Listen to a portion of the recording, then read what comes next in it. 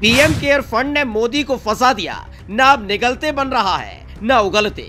PM care fund के नाम पर हो गया बड़ा खेल। जवाब देने से क्यों बच रही सरकार? पहले बताने से बच रही थी सरकार, अब सामने आ गए खेल के सारे किरदार। इस आपदा को अवसर में परिवर्तित करना है। आपदा में अवसर वाली कहावत तो आपने सुनी होगी। हाँ, कोरोना काल में मोदी जी ने गढ़ी थी। लोगों को लगा था कि देखो कितनी गंभीरता है, कितना सोचते हैं देश के बारे में, मतलब बिल्कुल नायकता है। उसके बाद सामने रख दिया था प्रस्ताव, बना दिया एक फंड, पीएम केयर्स फंड। नाम तो सुना ही होगा।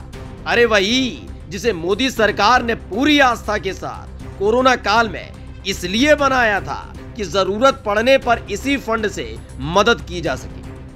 लेकिन यूपी से बिहार और दिल्ली से देहरादून तक बिना ऑक्सीजन के लोग तड़पते रहे, दवाइयां तक नसीब नहीं हुई, मौत ने लोगों की सांस को जकड़ लिया, हजारों लोगों ने तड़प तड़प कर जान दे दी।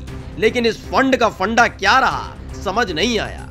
जब किसी ने पूछा कि बताइए हुजूर कि कितने लोगों को पीएम केयर फंड से मदद की गई, कितने लोगों की जान बच पाई, तो जवाब जानते हैं? जवाब होगा तो पता चलेगा।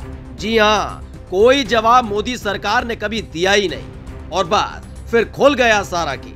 इस फंड के फंडे को मोदी सरकार ने बताने से मना किया तो मामला पहुंच गया दिल्ली हाई कोर्ट। और हाई कोर्ट में जो मासूम जवाब दिया है उसे सुनकर शायद आपको सरकार से ज्यादा खुद पर तरस आ जाए कि हाय, किसके कहने पर फंड में पैसे झोंक दिए। दिल्ली हाई कोर्ट में मोदी सरकार ने हलफनामा दाखिल किया है और बताया कि पीएम केयर्स फंड पर न तो केंद्र सरकार का नियंत्रण है और न ही किसी राज्य का है।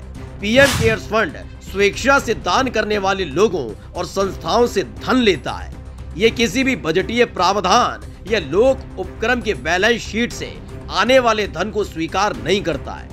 यानी कुल मिलाकर ये सरकारी नियंत्रण में नहीं है, एक चैरिटेबल ट्रस्ट है जो आरटीआई के दायरे में नहीं आता।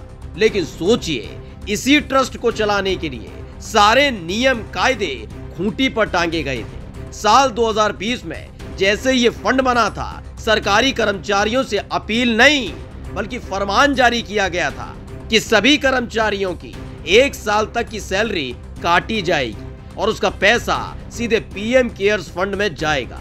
यही नहीं, संवैधानिक पद पर बैठे हुए साहेब के खासम खास इसी निजी ट्रस्ट के सदस्य हैं। रक्षा मंत्री राजनाथ सिंह, गृह मंत्री अमित शाह, वित्त मंत्री निर्मला सीतारमन सदस्य हैं। मतलब कि सारे काम सरकारी ट्रस्ट जैसे। लेकिन जैसे ही बारी जानकारी देने की आई तो इस ट्रस्ट को निजी ट्रस्ट बताकर मोदी सरकार ने पल्ला झाड़ लिया है। वो बात अलग है कि इस बात पर हाईकोर्ट ने जमकर लताड़ लगाई है। लेकिन कहते हैं ना कि आपदा में अवसर ढूंढो, आप ढूंढते रह गए, सरकार अव्वल आ गई। आपको क्या लगता है, पीएम केयर्स फंड के नाम पर एक बड़ा खेल मोदी सरकार ने कर दिया है? अपना जवाब कमेंट करके जरूर बताएं और पेज को लाइक और सब्सक्राइब करना ना भूलें। स्पेशल डेस्क द घंटा।